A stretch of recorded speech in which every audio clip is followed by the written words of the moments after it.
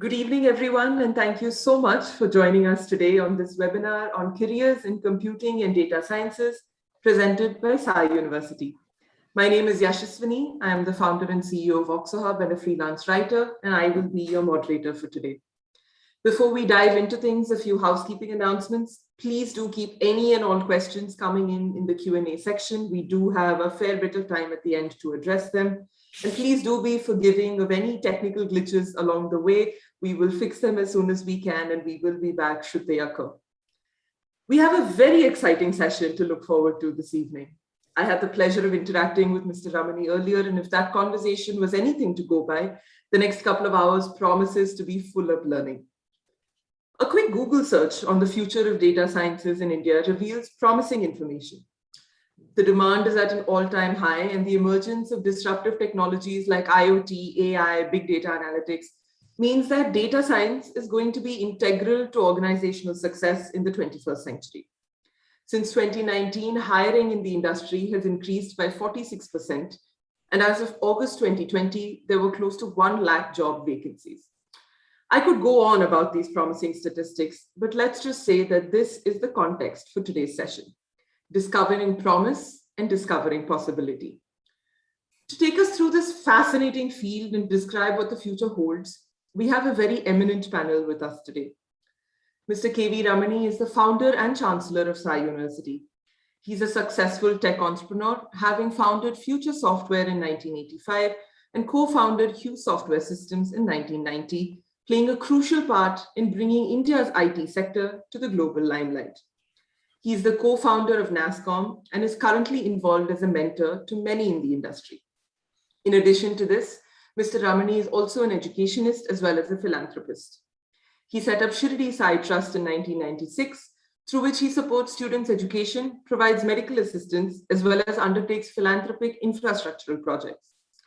After a successful corporate career, Mr. Ramani decided to steer his philanthropic efforts towards building a global, interdisciplinary and multidisciplinary university in India, breaking away from the focus on disciplines or courses. It was this vision that led to Sai University. Our second speaker for today is Professor Jamshed Bharucha, whose academic career began in Dartmouth College, where he rose through the administrative ranks to finally serve as the Dean of Faculty of Arts and Sciences.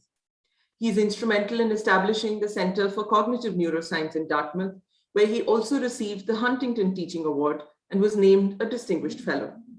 He subsequently served as the Senior Vice President of Tufts University, where he held faculty appointments in the departments of psychology, music, and neuroscience.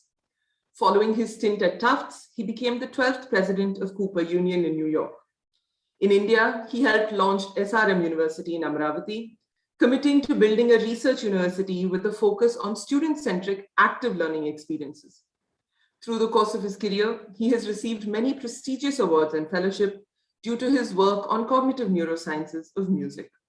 At Sai University, he serves as the founding vice chancellor. Our third speaker for today is Professor Kriti Ramamritam, a leading researcher in the field of computer science in India. Having spent significant lengths of time at the University of Massachusetts Amherst, as well as IIT Bombay, as the chair professor of computer science and engineering, he is a revered researcher worldwide. He has guided close to 40 PhD students, some of whom came together to institute a scholarship at UMass Amherst in his honor. Professor Kriti is a fellow at the Indian Academy of Sciences and the Indian National Academy of Engineering, amongst others. Through the course of his career, he has received multiple awards, including the Distinguished Alumnus Award from IIT Madras, where he did his BTech in electrical engineering, the IBM Faculty Award not once, but twice, and the H.H. Mathur Award for Excellence in Research and Allied Sciences by IIT Bombay. He is a distinguished professor at Sai University. Our fourth speaker for today is Professor Saragopan S., formerly the director at IIIT Bangalore, where, as the first director, he was involved in visioning, planning, and executing the growth of this institution. He obtained his MS and PhD from Purdue University and has taught at IIT Kanpur as well as IIM Bangalore. His research interests include OR, multi-criteria optimization, simulation, and enterprise computing. Professor Saragopan consults extensively with some of the largest private as well as public sector corporations in India, on areas including computing, communications, software, and automotive and power industries. He is a member of the board of directors at several corporations, as well as a member of the board of studies at several universities and trusts. Through the course of his career, Professor Sarugopan has been the recipient of numerous awards, including the Fulbright Fellowship, as well as the Distinguished Alumnus Award from the College of Engineering, Guindy. He is a member of the International Advisory Board at Sai University. Our fifth and final speaker for today is Mr. Ashank Desai, the co-founder and former chairperson of Mastech, a global technology services company offering digital services and software for enterprises all around the world. He is also the co-founder and chairman emeritus of NASCOM and former president of the Asian Oceanian Computing Industry Organization. He has been involved with CII in various capacities, as well as has served as the member of the Maharashtra State Security Council. He is actively involved in the field of education as well, as a member of the governing board of IIM Ahmedabad, IIIT Bhubaneswar, and Goa Engineering College, amongst others. In addition to this, he has founded and funded Avanti Foundation, which over the course of the last 9 years has provided leadership training to over 28,000 schoolgirls from lower income groups.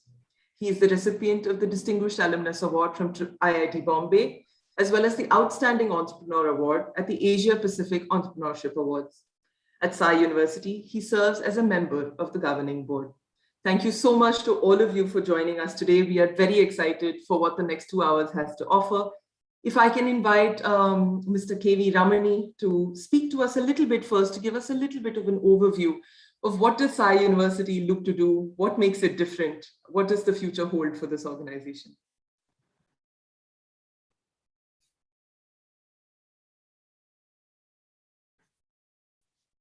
Sir, if I can request you to unmute yourself, please.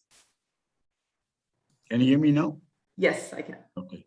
Thank you, Yashaswini, for that lovely introduction, and good evening to all the participants and also all the viewers today. First of all, I'm just going to briefly talk about Sai University. Please stop me, and if you want any clarification, interrupt and ask any questions you feel like. First thing I'm going to say, why are we starting Sai University? This is a fundamental question that many people are asking me. My answer is one. This is a famous one-liner that is now 75th year of independence in India. We have, over 1,000 universities. To my knowledge, I think even the private universities are over 700. We do not have even one university in the top 100 in the world. Our leading eminent IITs come between 125 to 150. And other private universities are anywhere starting from 200 to 700 in the global ranking by the Times International Ranking and the QS ranking. So why are we so backwards so that in higher education? What led to this? Why can't we reach a preeminent position in the higher education sector? That was the vision behind Sai University, to say our vision statement is to create a globally eminent university from India. Now, how is this university going to be different from other universities? Fundamentally, we are not starting an Indian university, we're starting an international university in India. That's a fundamental difference. How is it different? It is different for many reasons. In our analysis, we found there are 4 main pillars in higher education. First is an independent and eminent board of governance. If you see our board of governance of Sai University, you will find that it is not family owned. It is the most eminent names that you can collect in India. Within our board of trustees, I'm proud to say we have 5 Padma Vibhushans and 1 Padma Shri. That should show the quality of the people behind, and each one of the members of the board represents a discipline in which they are the most accomplished and eminent people in India and all around the world. So the governance is the factor where we can say the university is far above anything else that we can create, because we believe that the advice that we get from these board of advisors is likely to be the key ingredient to making this university global. All of them have at some occasion contributed to education sector or related sectors. Second is the faculty. We have again established a university with top-notch names from around the world. In fact, we are working on a planning and a strategy that 50% or one half of our faculty will be international professors, and the other 50 will be Indian faculty with international accreditation, either they studied abroad or taught in universities abroad or whatever.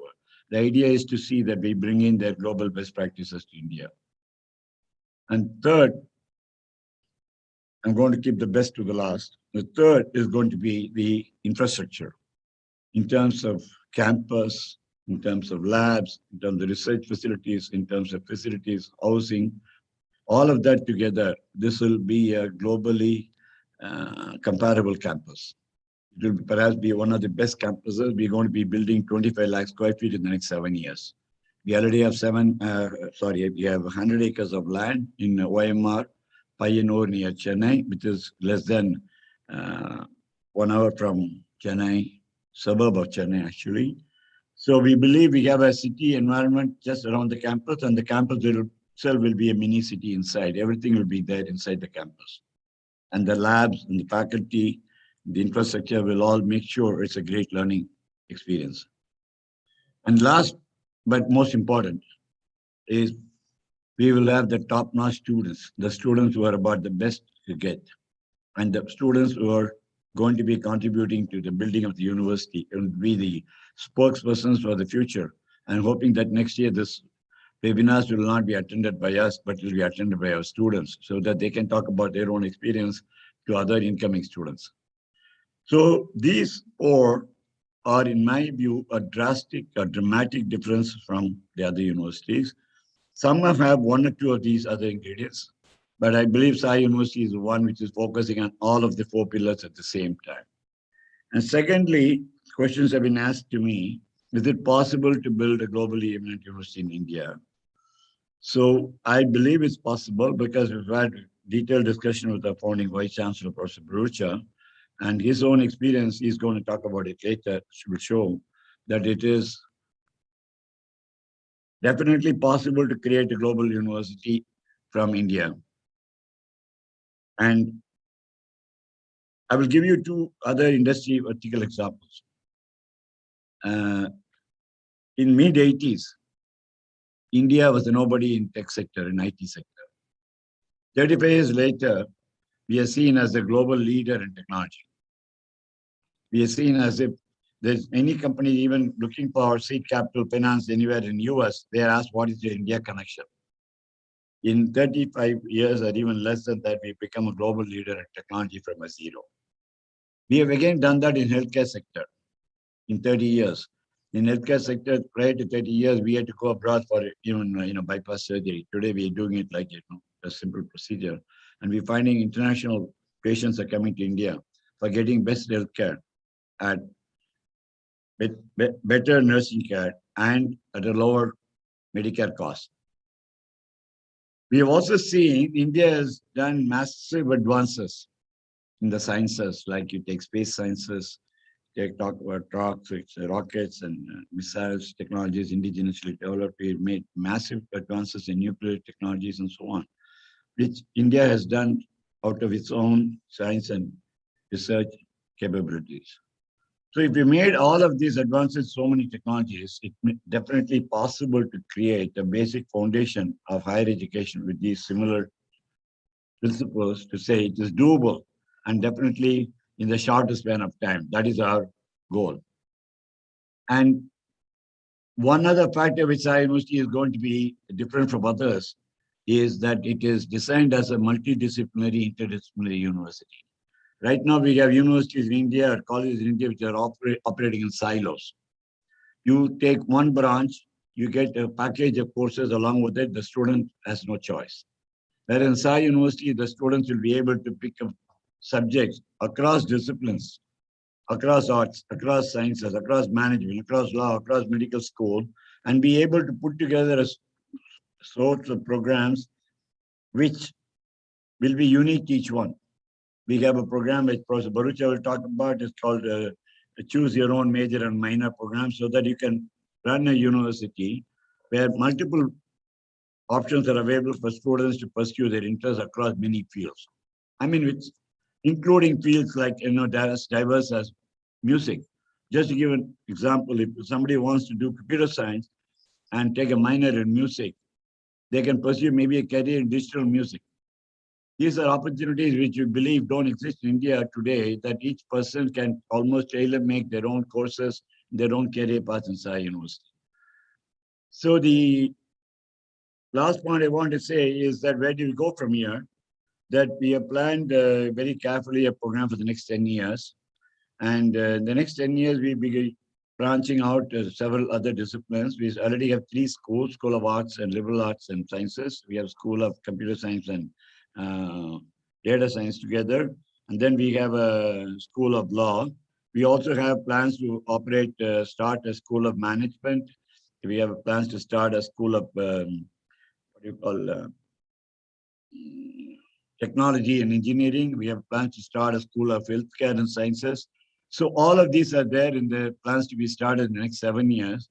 Our ultimate goal, ultimate plan, ultimate vision is to see that India sets up in the shortest span of time. My dream is to make it in 10 years, a globally eminent university as an Ivy League university from India, which is comparable to the best of universities in the world. So that is our vision, plan, and mission. And that is why we have all of these great people have come together.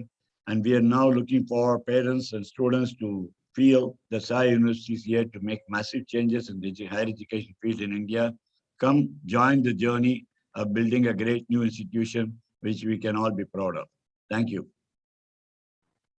Thank you so much, sir. And what an exciting path that this is proving to be. I'm going to just pick up one thing that you said and invite Professor Jamshed to maybe talk a little bit more about it. This idea of interdisciplinarity, especially when you were talking about things like computing and data sciences. Why choose these subjects? Why is this combination important? What does it mean to be interdisciplinary in this specific area? Thank you. A great question. Sai University is the first Indian higher education institution, to my knowledge, that embeds computer science and data science within a liberal undergraduate ecosystem. Of course, I'm biased, but I think that is revolutionary. And the time has come for that. Some may have noted that MIT, a few years ago, launched a new school of computing. Ours is on that model. It's not just computer science, it's computing, which applies to anything and everything, all academic disciplines, all professions, all aspects of life, because I think now there's a recognition that data are everywhere, and we're going to be collecting data on everything. So computing now is more about the future of people than it is about the future of the field of computer science itself. So having computer science, of course, computer science had to develop as a discipline. And now it's highly developed.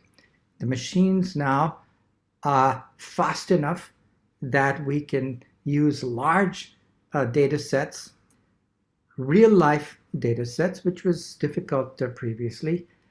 And memory is cheap.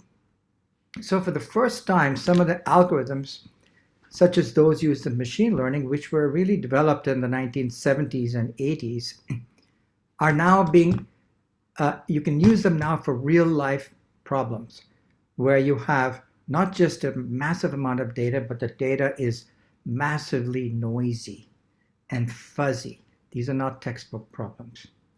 So for the first time in the last few years, we've cracked the ability to do face recognition, speech recognition.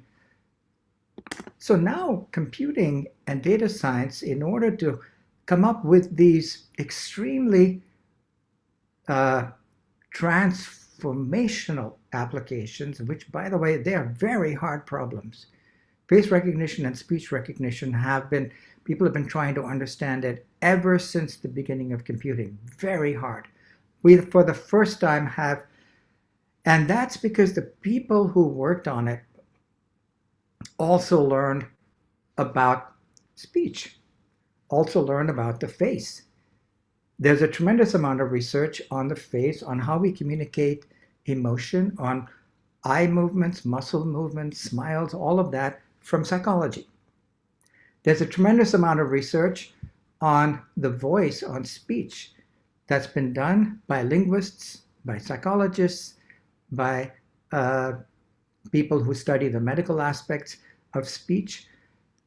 That's not just something that a computer scientist could have said, oh, I'm going to try and make a program. That it took people who were crossing all of these disciplines.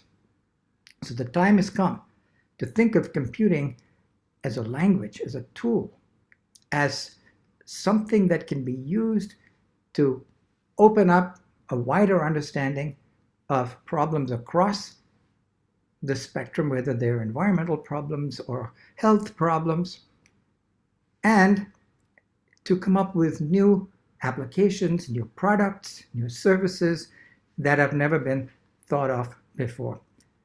I remember when I was a kid, I used to think of airlines as being essentially about airplanes. And then one day I read an article saying airlines are really about people, and I was shocked. And yes, there are people. Computing is now about people. And the new companies, the new wealth that's going to be created from future aspects of computing and data science, I predict, are going to come from people who understand the computing and data science aspect, but really also understand some completely different domain.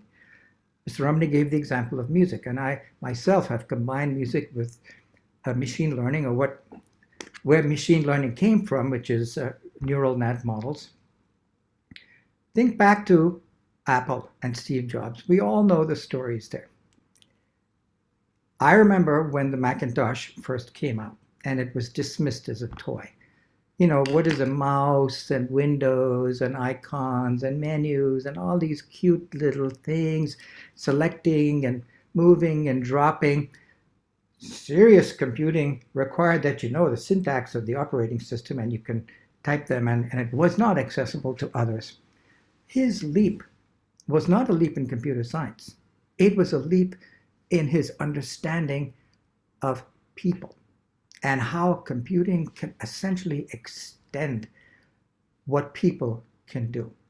It enables us to offload memory. It enables us to access information almost limitlessly. It enables us to move quickly, do all kinds of things, cure diseases, things of that sort. And when Steve Jobs talked about the course in college that had the greatest impact on the development of the Macintosh, which was then copied by Windows, the first graphical user interface, and now it's on all the smartphones, right? This is all Steve Jobs, copied now on all the platforms. He says the course that influenced him the most was not math. I mean, I love math. It was not mathematics. I love computer science. It was not computer science. It was graphic design. And he had this idea to marry technology with design and science and art, if you like. And of course, the rest is history. It has transformed the world. You cannot go down a street in India, no matter how poor, without seeing people on these devices. Okay, so it was a human insight, knowing the technology, how can people use it? The new School of Computing model at MIT.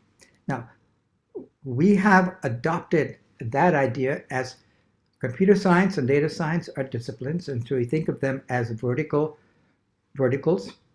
and all the subjects, traditional subjects are verticals. computing is now, yes, it continues to be. We have to continue to do pure research on data science and computer science, but it's also a horizontal element, okay, connecting these disciplines. And that's the insight at MIT. Now, our model is actually more of a Harvard model than an MIT model in the sense that computer science and data science and science and technical fields are at the undergraduate level embedded within their liberal arts college. So we've taken this idea of computing across the disciplines, embedded it within a liberal arts institution, but in India, liberal arts is still not well understood. People think of it as humanities and social science and arts, whereas for us, it's arts, humanities, social sciences, sciences, and technology. But in order to make clear, we have established it as a separate school of computing and data science, but it's part of the same undergraduate ecosystem as the School of Arts and Sciences, and students can mix and match. Now, there's this notion that's coming up, really getting a lot of traction, computing bilinguals. We've all now gotten used to the notion of computing literacy, computer literacy. Okay. At some point, I hope, we will have standards for data literacy. Okay, how do you read data correctly? How do you make sure you are not misled by all the data that's thrown around falsely by politicians and advertisers and influencers? That's going to be part of a necessary skill of citizenship in a democracy. How do you critically evaluate all the stuff that's thrown at you, all the memes and the things that come at you on the internet that even very educated people believe without analysis, with nice graphs and so on? So there's a kind of a data literacy. We all have computer literacy. But now the notion of computing bilinguals means that you know the language of computing and data science, but you also know another language, which is a rigorous subject. It could be music, it could be public health, it could be,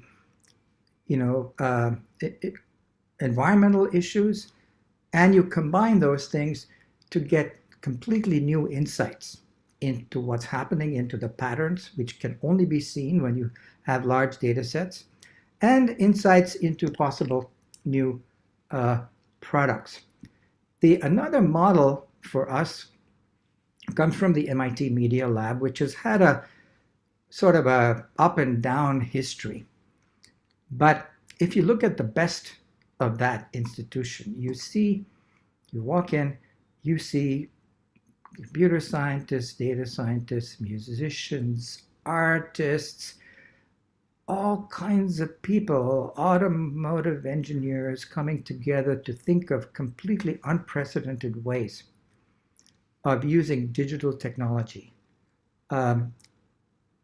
to understand the world better or improve our lives. Now, two areas I want to mention specifically before I close my remarks. One is the life sciences, the biological sciences, biological systems generally. Now, I can tell you, and I don't mean to be, well, I am critical about this. India came to biology very late, okay? It was physics, chemistry, maths, and biology, when I was growing up, was this soft kind of subject, okay? India missed the biological revolution. It was the largest, most expansive frontier in science since the 1950s. But we can jump onto that train now in the area of computational biology or computational life sciences or computational public health. Public health sciences, when I say computational, I mean using computational techniques, machine learning, ML, etc., but also data science techniques.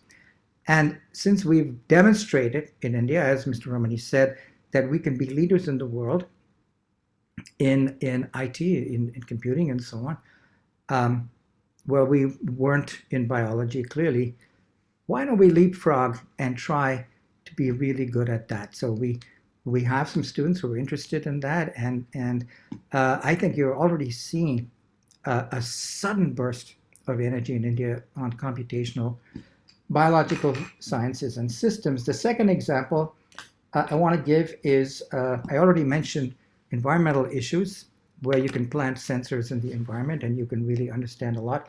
But Professor Kriti Ramamritam with us, and we're so delighted to have been able to recruit him to Sai University as a distinguished professor. He's a visionary. He has an interest in smart cities. And Kriti, I hope I don't steal your thunder here, but I'm just setting you up. And smart buildings. And so ours will be a smart campus, where even as the campus is being constructed, we're going to take our students, first year undergraduate students, to the campus, and Kriti is going to get them organized into projects with, planting sensors and collecting the data and building the campus as an organic, data-driven environment. And then the students can extend those projects to environmental projects on the edge of campus, where there's a canal or, digging into the soil, sensors in the ocean, whatever it is, and I'll leave it to Kriti to continue that. So thank you. Thank you so much, sir, and thank you for that perfect segue into the next part of what we hope to do in this session. Over the next 50 minutes or so, I invite Professor Saragopan, Professor Kriti, and Mr. Ishank to speak a little bit more about all these things that the context has been so beautifully set on: the people, the computing, what it means for today, what it could mean for tomorrow. And I would love to invite Professor Kriti to start off for us. Let's talk a little bit about data. We've been speaking about data for a fair few years now, ever since computers came upon human society. So why should we pay attention to data today? Thank you. Data has been around for a long time, even before the advent of computers.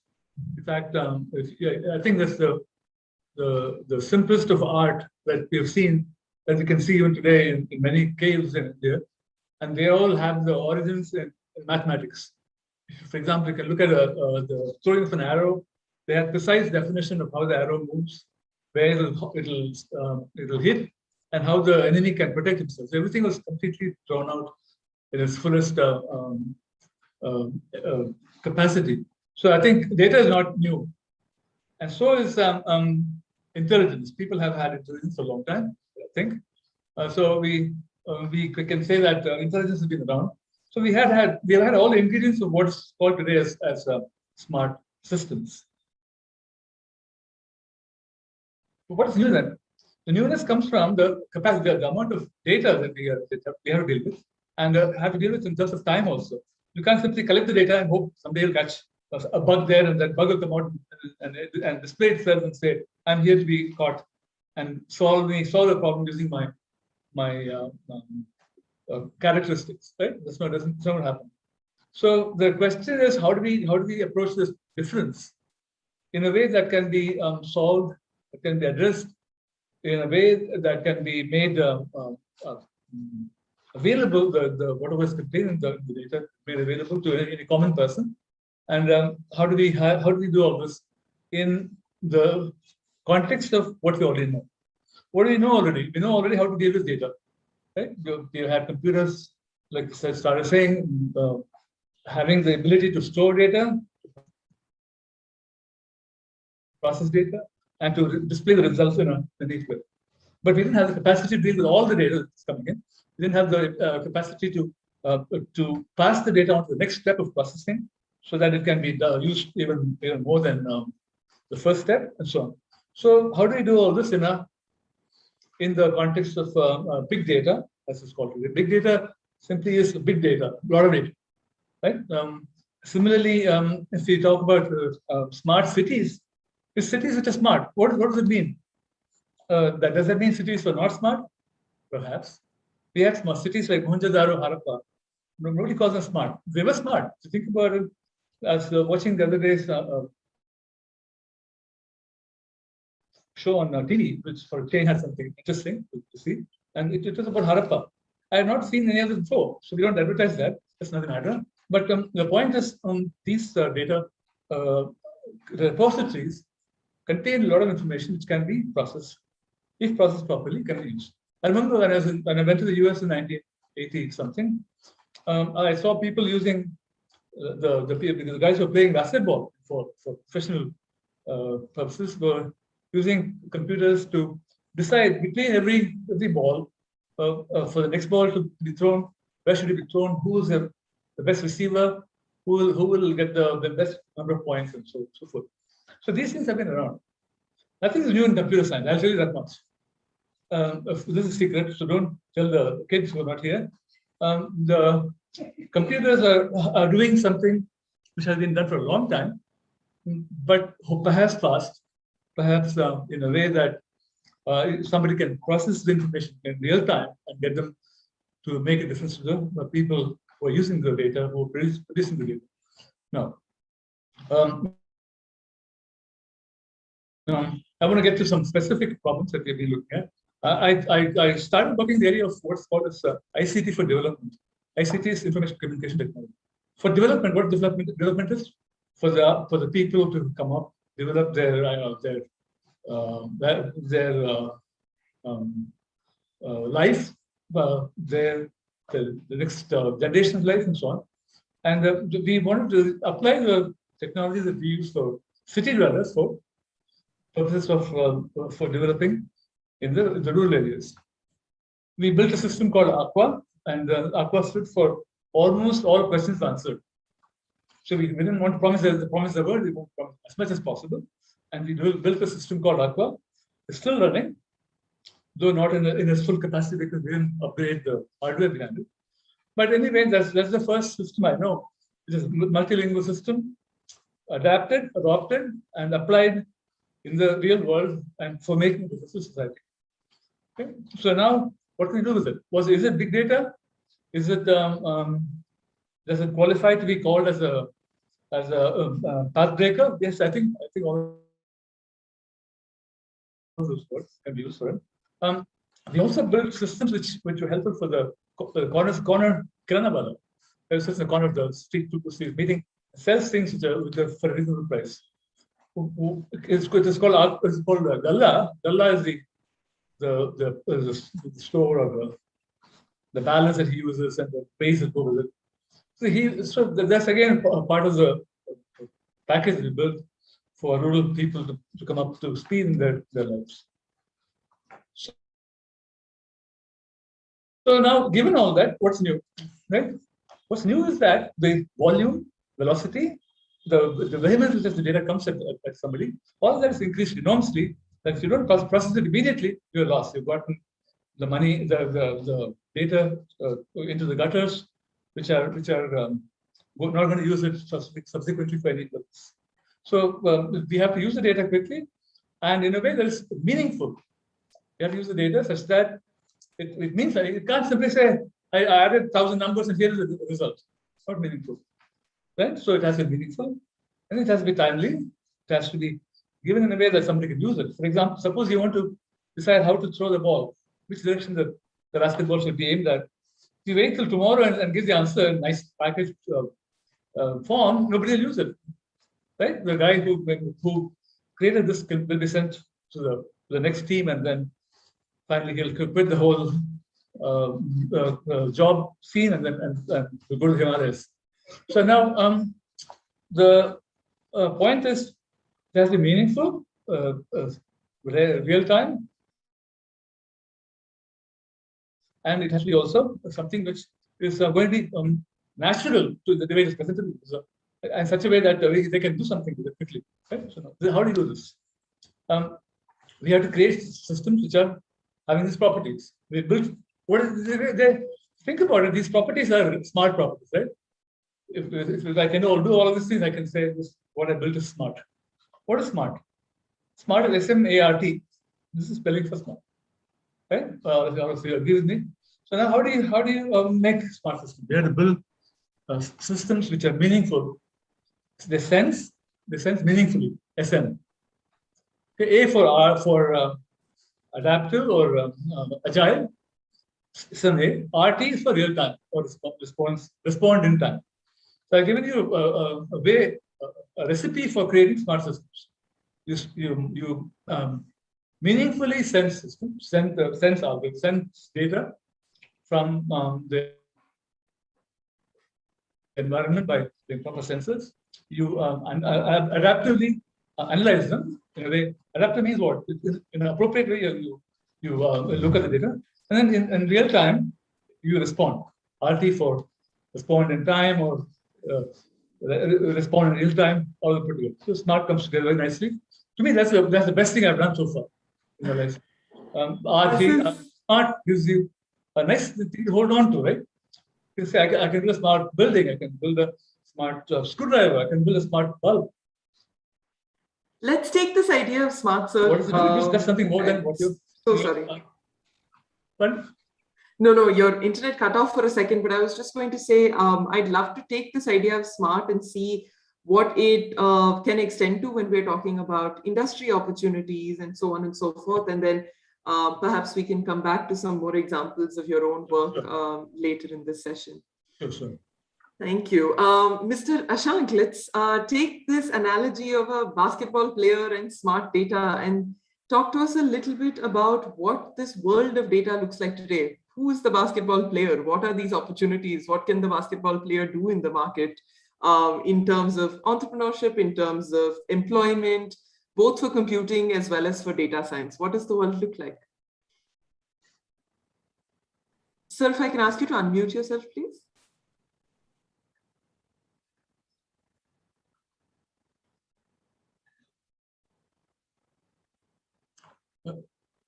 Yeah, can you hear me? I can. Please go ahead. Okay, thanks for this opportunity to speak about data science, computer science related issues. So I think before we get into the market size, we must kind of talk about why there is this big market for data analytics. You know, there is some base reason always for any market size. And I'll give you some data. Now I'm going to throw some numbers, but I'll try to make it simple. Every day, today as we speak, we create 2.5 exabytes of data. Okay, now let me explain you what that means. We all are aware of 1 terabyte. I think probably we all have on our computer. So 2.5 million terabyte is this number, 2.5 million terabytes every day. Okay, so 25 lakh terabytes of data is created every day after day. And if you multiply it for 365 days, we are talking of 100 crore terabytes, 100 crore terabytes. So suppose you have 1 terabyte disk drive today, you need 100 crores of them to store that data. Now, on top of it, it is not only numbers data that all of us were used in IT in 80s and 90s. It is not, it is little bit more complex because it is not just, letters, but it is a video data. It is a data which is unstructured data. Now, when you have data of this kind being churned out day in and day out, somebody has to make use of it. Otherwise, what is the use of that data? We throw so much of data, each one of us on Facebook and on WhatsApp and on otherwise emails. Somebody wants to use that data to business benefits ultimately. And that's where the data analytics, data science, has a great demand. Okay. So that is where the demand comes in IT services industry that we work. Today, our customers, whether they are in finance, retail, healthcare, whatever sector you take, each one of them have a data which they would like to analyze. And where are the people? They either have a computer science guys, which are of course good in computer science, they write programs, but what they need is also people who will do statistical inference, who will know how to get the data, how to categorize the data, and beyond anything else, find the business value of the data. Now that's another end of the skills, which is around data science is part of it. Okay. Now data science is part, of course, do not know enough about computer science guys, because that is about getting the data. The kind of, I'll not talk of a lot of jargons here, the tools available today. But the point I'm making is a combination of computer science and data science kind of guy is a person that we need in industry today. We have enough computer science guys, we do get data science guys, but somebody who can do both of them will be really, really valuable. So that is point number one. Point number two is, you see the IT services market, the market that we are in, we employ 4.5 million people. And we had almost 2 lakh jobs every year. That market as whole is growing 5%, but this data market is growing at 30%, 6 times more. So today, if you need 2 lakh people, we have not done any exact number, but my guess is that incremental 2 lakh jobs that we create every year, almost 70%, 60% are in digital area, and maybe 30% of that. So take a number. We need 20, 30,000, 40,000 new people in data sciences. And where are they going to come from? They have to be created here. Okay. So that is the kind of market size we are talking today. And unless we have a discipline to make them happen, we will start, unnecessarily impacting our IT industry. And it is happening today as I speak. I am not getting a fellow who can do all of this. And unfortunately for me, of course, they are asking all kinds of price. They ask a price today. Somebody comes and tells me, I got a job 2 times my salary or something like that. This is a problem of demand supply mismatch. And obviously that is not sustainable over a period of time. So I think we need a large number of these people, particularly computer science, data science combination people, to serve the industry. And we are growing at 30%. The market size, again, I can give you some numbers. It may not make sense to some of the people here. They will say, what does that mean?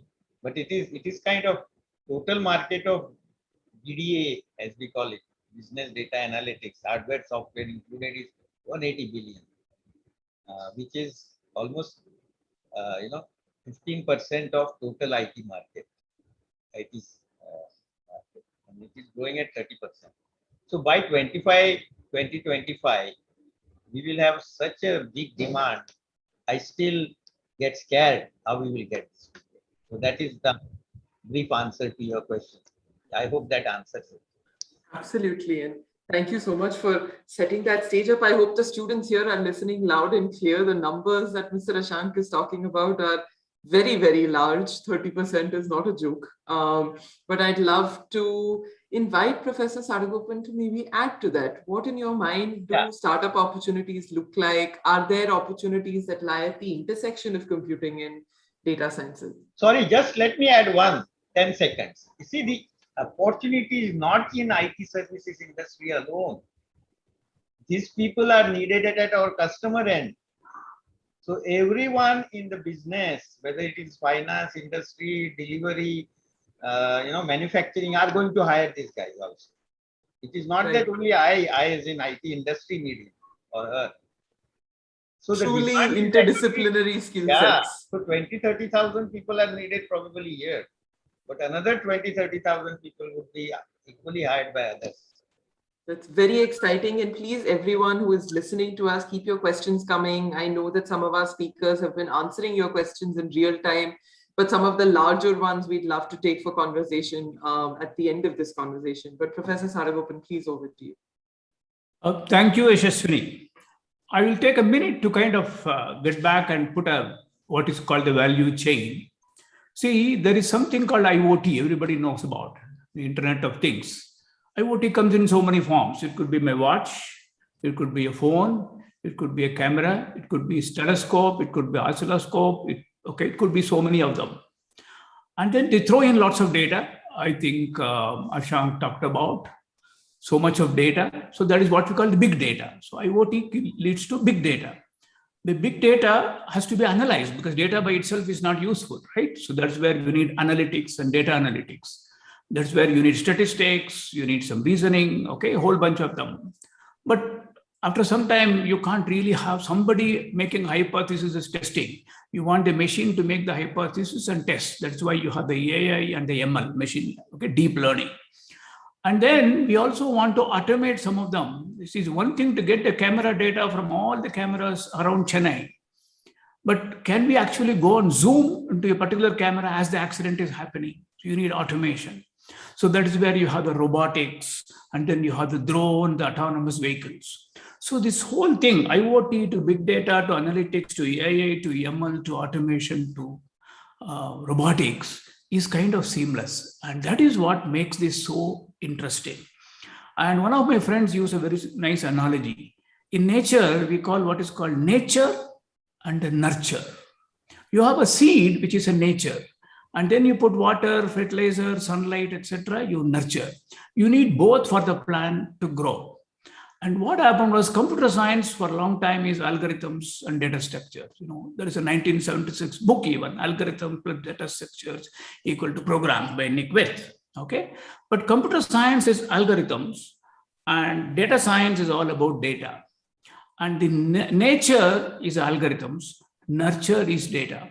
See, a lot of AI which you find today, the algorithms were actually done in 50s and 60s and 70s, but they all could not be used because the data was just not there or not there at the right place. So today we all have a device which is powerful enough, which is connected always, and there is cloud computing. So all these things coming together. In our time, we used to do projects where we'll collect the data and do some analysis. My friends used to jokingly call it DA-TA collection. Data is DA and TA collection.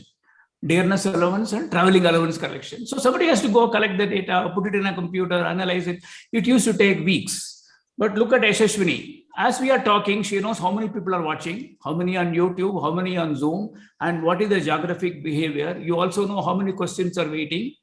And these things are happening in real time all over the country, maybe somebody even outside that world, right? And that is the beauty of computing and data science coming together. So think of that. I think for the students, it may be easier to use this analogy, nature and nurture. I will take 2 more minutes. And the opportunities both for research and for startups are all over, but I will take up just 4 things. There is something called conversational AI. Which is actually kind of maturing very fast. And there are lots of amazing startups right from Bangalore, right from Chennai. I think go and look up. And the way Yashaswini and I are talking, we are human beings. So can I talk to a robo like this? So you may ask why, we'll come back to that later, And something which I think you also should need to expand your horizon. Mercedes-Benz, everybody knows, is a car manufacturing company. They are starting a 10,000 strong team in making the next generation car operating system. Operating system is a core computer science subject. 1,000 engineers are going to be in Bangalore. And let me take 2 more minutes. And I think many of the previous speakers mentioned computer science and data science is going everywhere. I'll take 2 examples. One is in law. So normally you don't think computer science and Madras Law College have anything in common. No, tomorrow, lots of things in common. There is research, there are startups. There are programs which can read books. Normally, whenever you see a lawyer, you find thick volumes. Those thick volumes, a computer program can read all of it. Not only that, it can read and make sense out of it. And you see a lot of times, a very expensive lawyer is actually able to charge so much fee because he will quickly quote a precedent from this judgment of this date. The programs can do. If that works well, you and I can afford an expensive lawyer, right? That is okay. And last but not the least, medicine will change fundamentally thanks to computing and data science. This little fellow 5 years from now will be watching you all the time. So you actually have a physician with you all the time. Some of you students go and look up something called cloud physician. So don't think cloud computing is only for cloud, for Gmail and stuff like that. There is something called Cloud Physician, a startup works out of India. Okay, maybe I'll stop here. Thank you. Thank you so much. It's both very exciting and also a little nerve-wracking to think that our information and our data is going to be in multiple places over the next few years. I would love to hear Mr. Ashank's thoughts on this a little bit before turning back to Professor Kriti. Mr. Ashank, how do the opportunities in computing and data science compare to other opportunities within the larger IT sector? I know you touched upon this briefly when you spoke. And how long will this IT boom last? We've had a good run for some time now. Yes, we are lucky to, unfortunately, though COVID has struck everyone, it has a positive impact on digitization, and it accelerated the pace of 5 years into 1 year. So some of the things that would have otherwise taken 5 years for digitization has jumped to 1 year or 1.5 years because of COVID, as all of us know. So what's happening is, you see, that in IT industry, there are two kinds of work as we speak now. One is what we call as a legacy system work. That means we have systems developed 10 years ago, 25 years ago. Some of them are even mainframe systems. If you go to insurance company in US, they still be using that code. Now that kind of application requires continuous upgradation and change because nobody wants to touch it. So that's called legacy part. But the new world is a digital work. Digital work is all that we are talking about. All of that Professor Gopan also described very well. Are all these applications? There are myriads of applications. Now that requires customer-facing or a citizen-facing applications. That requires at the background analyzing data, and in between doing artificial intelligence to do inferences and decisions. All that is a digital market. Now that market is growing at, as I said, 30%. And this market, which is legacy market, is actually not growing at all, or maybe growing very slow. So what happens is, if you are in this particular field, there is a lot of demand and we need people in that field. And within that, as I said, within digital, data itself is growing even faster than digital probably. It's not equal to that size. Because as I said, data is growing faster than the requirements that people have. So phone market is growing at 5%. Digital market is growing maybe 20 to 30%. And data sciences related market will be growing even faster than that. So comparatively, the data analytics and as what happens is, it is a virtuous cycle. The more data you create, more do you analyze, you are creating another level of data. And that another level of data will require another level of analysis. So it's kind of builds on each other. Today, what is happening is I have a data, but I don't know what to do with it. But if my executive assistant comes and analyzes the data and shows it to me, I say, this sales is going down 10%. Can you now find out customer-wise? So I have one more query. So data demand breeds another level of data demand. So this whole cycle is very virtuous cycle. So data part is going to grow probably faster. And today an asset that company has is obviously people and other resources, but data is becoming a major resource. So everyone will try to use the data, store the data, create the data, and privacy becomes very important. All of that requires, in Mastech we did for the whole country of UK, we did medical records data storage, and this is many years ago, by the way. Today it could have been still more complex. Imagine the data privacy required to make that happen. It is the largest ever database of healthcare and so on. So the point I'm making is, this one is going faster than conventional business. And a point definitely well made, sir. Thank you. I see questions are coming in fast, and I hope it stays that way. Also, apologies from my end. I seem to have lost power, and hence I'm becoming darker and darker on the screen. But I promise I'm listening, and hopefully that's what counts. Professor Kriti, if I can invite you to step in at this point with all of these very many opportunities, and like Mr. Ashank said, a virtuous cycle of opportunities creating even more opportunities.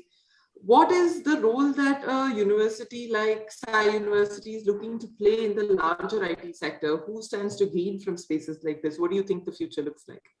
The future is unimaginable, actually. People might say that we know what is life going to be 5 years from now, 10 years from now. I think all of those prognostications will have to be reevaluated 5 years from now to make it real, to make it appropriate. Because we have seen this happen again several times over. And so we should not anticipate a particular path will be taken and will stick to it, right? So now, having said that, we still have to teach people, still have to teach students to encounter the problems that they will face and respond with a proper solution. So that's where the dilemma is. How do you plan your activities? How do you plan activities for your children, for your students, in such a way that they will not be bored in a class on physics talking about 1880 kind of physics and hope that they'll deliver for you what's required for computer science today, right? That's not going to happen. So you have to teach people, that way they learn on their own. Not from teachers. It can only help them. I say this in my classes sometimes, and I see people who are getting bored and asking, "Why are we doing this? I don't understand why you're teaching this material first." Tell them that a teacher will have to point out where to look.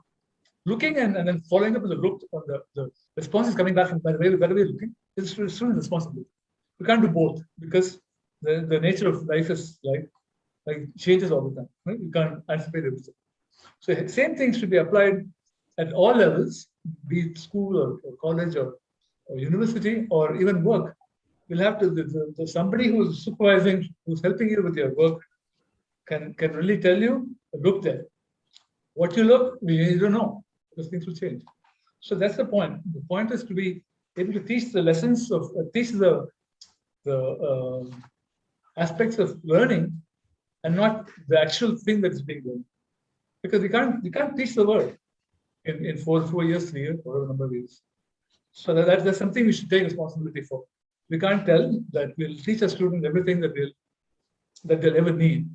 Not going to happen. So given that realization, I think we are doing what we can so far, but now we can do more. We can do through business education, through practical hands-on work, and learn something quickly compared to what we've been used to. Right? So especially now, given that there was a pandemic, the greatest thing that's happened is online is lit. We can't survive without it from home. People are going to ask for it even if you don't provide it. So given that that's going to be there, and that is available, how do you make use of it in the best way possible to educate kids? There's a dilemma. There's a question we have to ask and answer. So now, having these possibilities, the realization is you can't teach one thing and expect that one thing will help you everywhere. So you have to learn 5 things. What are those 5 things? They don't know. The answer is to most of the questions by the way they're going to ask is I don't know. And this is the reality. So we, as educators, we have to be upfront in our dealing with the students and their parents. Parents will ask us, why can't we do all this in 3 years and let my students start earning a huge salary? They can, but they can't go beyond looking. They can't get the contents out and do something. So we should answer the questions. Especially parents will be very worried now. I'm worried about how I'm going to tell my kids what they should learn, what they should study. Because they say you're teaching your kids, you tell us what we should learn. I don't know the answer. I give them a lot of stuff to read and hope that whatever they read will come in handy when they do the problem. Right? So now So this is the dilemma. I don't know how many parents are listening and then taking away something from this. Don't come and ask us what they should be telling their kids to study. But we don't know. The only thing we can do is to make sure that they study in such a way that they study more on their own. Right? So we can do something now. We can teach people something should be valid for 2 years, so that they can make some money and then pay off their debts, their parents' debts, and go for further education or further learning. Right? So we have an entire section coming up about what everyone's worried about in a little bit. So. Right. I'm jumping the gun, I know. So I'll stop there. But I want to make one point clear, that is, don't expect the college, university to respond to all your needs. And so that on day one, when you come out of the college, you come with the platter from Mastec or any other company to come work with us. If every one person who's going to come out with a certain amount of knowledge, there'll be 10 people with the same kind of knowledge, and they'll be fighting for positions. You have to make yourself sellable. That means what? Sellable means you should know more than the other person. You should know how to use the other person's lacuna and apply that to yourself and become knowledgeable in specific areas that you like. It doesn't have to be science. It doesn't have to be technology. It can be all kinds of areas which jive well together and solve problems. Right? So the biggest point we can make now, this is interdisciplinary, multidisciplinary research, education is going to be the name of the game requirement. So people have to be wearing multiple hats at different times. Your boss will be happier if you knew A, B, and C languages and not simply A. You can't do learning on the job. Sometimes you can, sometimes you can't. But you should know how to learn quickly so that you can apply the material learned for better purposes. Okay, so multidisciplinary is going to be the way to go up in life, and the parents should tell the children to do that. So Thank you so much. If there's one thing that's coming out loud and clear, it is that the universities of the future can only teach children how to learn, perhaps not much else, because what to learn is yet to be discovered. On that note, it's a perfect segue into talking a little bit about research. We've spoken about market opportunities a lot and market growth and so on and so forth. Professor Sadagopan, what does research in the sector look like? What is the intersection of computing and data science from a research perspective? Okay, excellent question, Yashaswini. I think what is happening is that, see, traditionally, whatever was happening in computer science will continue to happen. So there will be newer operating system, new data structures, okay, and new networks, etc. Similarly, some algorithms for data, etc. But I think what is most exciting is the interconnection between computer science and data science, and interconnection between different sciences. So I'll take one example. I think this was alluded to earlier by Jamshed also. So you take the area of computational biology. Sometimes we even use the term synthetic biology. In some sense, it is actually a digital version of biology. Okay. So what happens is, thanks to data, we are able to do things which would have probably taken generations in years, if not less. Okay. So the genomic sequencing, okay, which used to take years, now we are able to do it in weeks and months, and maybe it will even kind of compress. So the question is, we are asking questions. I think it is interesting stuff because it is very data driven. So can a doctor prescribe a medicine that is made exclusively for Yashaswini and that is useful in September 2021? It is not going to be useful next year. And this particular drug is kind of made for you, not made for anybody else. And can you scale it for 6.5 billion people at scale and at quality? Okay. So things like this were appearing impossible for several centuries, but it looks like they are maybe 10, 20 years away. Okay. I think that is the kind of research. Okay. I just take an example. I'll give you another example. Historically, agriculture is an area which has not received enough attention in this country. But now it is actually changing. You really look at it, agriculture is a seasonal one, right? 4 months, you start the sowing, and then Pongal, January, the arvadai happens, the harvest happens, people bring it, right? But what happens is in between, you have no idea how well are the crops doing. Imagine you can have some drones which actually operate like a service of software as a service, fly as a service, and then do it every day, maybe multiple times a week, etc. Constantly monitor, so that you would actually know what is going to be the yield. Because on a particular day, when all the mandis, the farmers are going to come up with trucks, kilometer-long trucks, until it happens, you have no idea how much. So what happens is 1 year there are more, 1 year there is less. Obviously, it has a huge implication for price. It has huge implication for farmer. It has huge implication for the GDP as a country as a whole.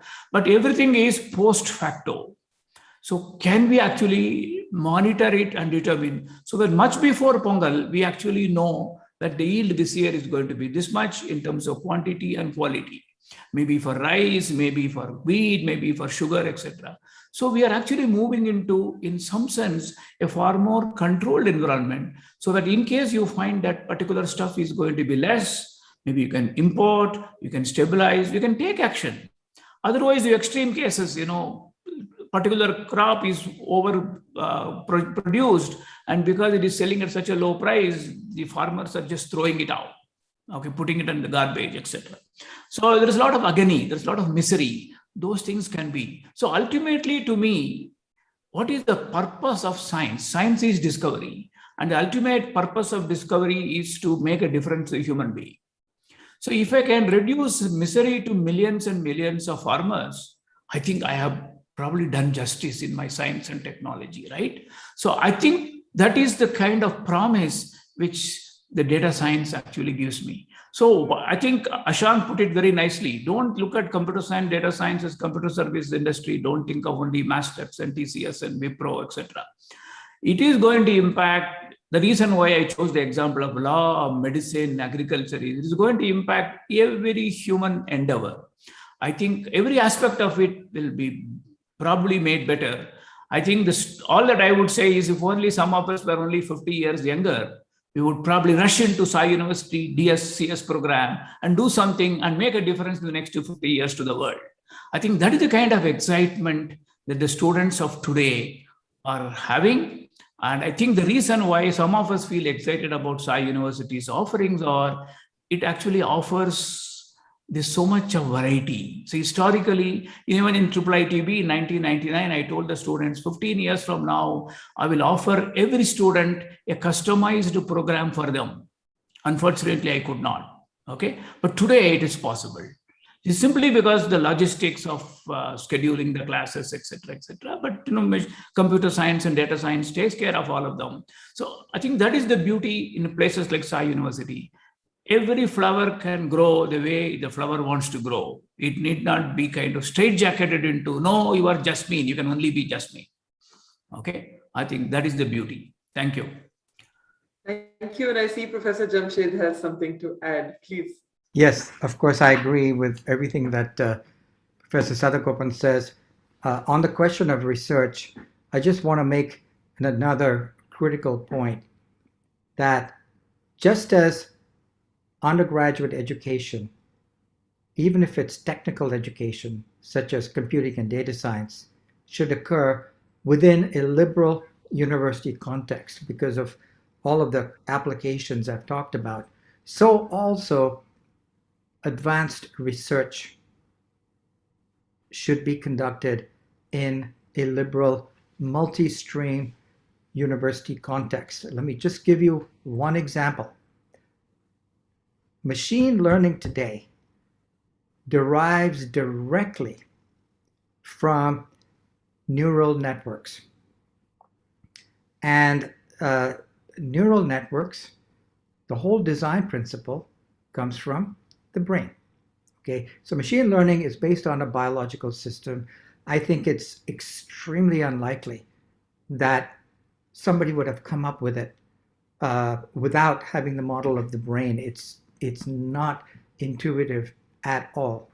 And if you think about the origins of neural networks themselves, Their origin was roughly 1943 in a collaboration between two people, Walter McCulloch, who was a neurophysiologist, and Pitts, who was a logician. You could call him in the early days of computing. So if you had a situation, as we do unfortunately still in India, where if you're a neurophysiologist, you're placed in a medical institute. If you are somebody who works on computing, you're placed in an engineering institute. They would never have interacted. The Walter McCulloch model of the neuron, computational of the neuron, was the beginning of neural nets. And then the key breakthrough in understanding what neural networks were capable of learning, which is where machine learning and deep learning comes from, occurred in 1986. An algorithm called backpropagation. That was a collaboration between a computer scientist and a psychologist. The psychologist knew about how the interconnections of neurons gives rise to various cognitive and perceptual phenomena. And the computer scientist, Jeff Hinton, was the one who saw the connection, and they published a paper. And now when we use Google's deep learning products, including translation, face recognition, and speech recognition, all of that comes from the fact that Google picked up Geoffrey Hinton from the University of Toronto, who was one of the collaborators that came up that solved this deep learning problem in 1986, the collaboration between a computer scientist and a psychologist. The only reason machine learning is just a commercial rebranding of neural network learning. There's very little algorithmically that's new since 1986. It's tweaking. What's new is just that the computers are so much faster, data is cheaper, as was mentioned, memory is virtually free, that only now can we apply those algorithms. So research should not be limited to specialized institutes. I think the history of breakthroughs in research has been from recent breakthroughs, from research in environments where a computer scientist and a psychologist might sit down in the university cafe for a cup of coffee. And they talk and they talk, and eventually something sparks. That's what Sai University is going to be, the first of its kind. Thank you so much. And to the list of teaching children, teaching students to learn, you're also focusing on enabling collaborations and conversations and just bringing people with diverse interests together to see what might come of it. And who knows, 25 years down the line, someone will be talking about the computing expert working with a biologist, something else, and something else came out. We have about 5-7 minutes left, and I'd love to get some last thoughts from everyone. Professor Kriti, let's talk a little bit about the logistics behind Sai University, the sustainability, the replicability. Are you worried that someone else might come along and do the same thing? I know there is also a fairly large dependence on external faculty to come in and teach. Is that something that's concerning? Why don't we talk a little bit about the logistics itself? Okay. I think the more the merrier. That's what I feel about the situation now. We shouldn't worry about people coming in. In fact, if they come, the environment, the ecosystem becomes richer, and they'll collaborate between themselves and the students. And so things are not as clear cut as if they come, then we'll lose our job. So we should start doing now. That's not the situation. But we have to be careful in terms of making sure that we address ourselves to the problems of the world that we live in, and in a way that is quick in terms of responding to the requirements of the world. Okay, so that's the important. More than who's doing it, we should do it. They should do it. We should combine forces. For example, we've been talking about having buildings on campus which are smart, right? I like the word smart because it's a good acronym. It's a good functional unit of intelligence, and all the nice things go with it. So don't mistake me. I'm not selling my job, but it's something that's a natural ring to it. So, for example, if you want to build a campus which is smart, what do we need?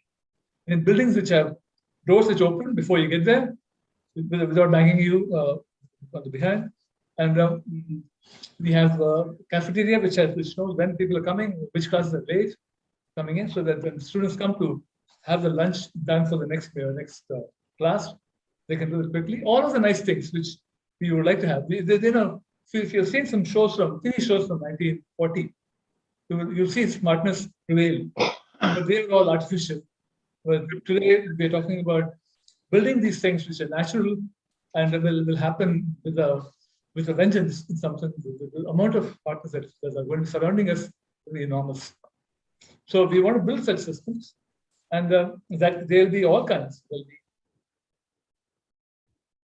I'll say, get a message from my alarm. It says that you have to take a medicine, and the medicine is being consumed, and just then it might realize that the medicine is 1 day old or 10 days old, physically. Then it should wake up your helper robot, tell it to deliver from the store the right kind of medicine in time. So all of these things will happen. The world is smart about this, right? So how do we do this for a campus like this? You can build from day one the needs of the students into the ecosystem that they live in. They can be made smarter. They can be made also to be responsible. In the sense that they don't eat more than they don't take into the platter more food more than what they can consume, and they also become conscious of what they're eating in terms of the fat content and all that. So everything can be put together very nicely if we design the system to be smart and to be responsive to people's needs. This can be done. We did that in parts in an IIT Bombay, but a hostel is part which will give you a card every day, and say, today you took 1.8 kilos of food, all 3 sessions put together, and that is more than you normally take. Is anything wrong? Okay, this will be given to you. You collect these cards, and then at the end of the month, you evaluate your food consumption habits and decide whether you're doing the right thing. So this can be done across the board for other consumption items, and your parents can be sent a small note saying your son or daughter had this behavior, if it's acceptable to the privacy, to also satisfy the privacy needs. Okay, so all of this we have done this in parts, like I said. How do you pull them all together? How do you make them in such a way that people are not afraid of the system, and it doesn't break the rules of the game, and people are responsive in terms of what they see and what they do to react to the changes that are happening around. So this is all possible. So we would like to start from day one, because afterwards retrofitting is very hard. Okay, so we have to work with parts which are being built. Sometimes that means some disruption. So the sooner we start the activities of building smart campus, the more we can accommodate in terms of them really being smart. So this is our goal. So I think for the parents who are thinking about sending their kids to for further studies, if you send them to Sai University, you will be part of the future. The kids will be part of the future, because this is not going to happen anywhere else. That's a I bet you that we'll be able to do this by the end of 1 year. We can do this. So please come listen to other people and make a decision in terms of coming to Sai. Thanks. Perfect. Thank you so much, Professor. I will invite Mr. Ashank and Professor Sadagopan for their last thoughts from a market perspective, from a research perspective. What would you like to say to assuage the fears of parents, of employers, of whoever else might be a little worried about what the future holds? You're talking about things that have never been spoken about before. So, Mr. Ashank, why don't you go first? Sorry, I couldn't get your question. Can you repeat, please? I just wanted to check what you would say to parents who might be very worried about what the future holds, as someone who comes from the industry and knows what computing and data science, the need and the demand for it, what would you say to parents who are very worried about this unknown future? Oh, okay. Yeah, so unknown always puts you in fear, syndrome, as you know. But as I said, coming from where I represent my company, of course, and in a way, industry, I can only tell all the parents, if there is any safest bet you have for getting jobs in not only now, but next 10 years or more, then this combination of computer science plus data science is the best bet you can have. I'll give you some data. As we speak, apparently there are 1 lakh vacancies lying in India to be filled up for data science people. Now, these are, of course, not all fresh engineers, but they are also less than 5 years. So that is one. Second is the data analytics and data science jobs are growing at 40-45%. In fact, as I told you, it is faster than overall digital growth. So the growth rate is going to be very fast, and the salary levels for these people is also going to be somewhat higher than just computer science guys, as I see it. So with this kind of data, jobs growing at 40-45%, 1 lakh vacancies lying now, and I'm sure they will go up as we move along. And I can give you one more data. You see, data science professionals with 3 to 10 year experience can get annual salaries from 25 to 65 lakhs. So I think we are talking of something which is very, very safe, safe bet for all of them. And as I said, if I have a choice, I would like to talk to Ramani and find out how many people are going to come out of this and when, because I think we all need to book these people so that they all get absorbed by us before somebody else takes it. So that's the kind of eagerness I'm showing. I can't be more explicit than that in terms of what I want. And as I said, to repeat again, see, data science, this may be a late in the day to repeat this, but I'll still make an attempt to repeat it. See, data science, just data science is what? It is about studying the data, where it comes from, what it represents, and ways by which it is transferred into valuable inputs to business. Now, this is different than what computer science teach. Computer science is another end of it.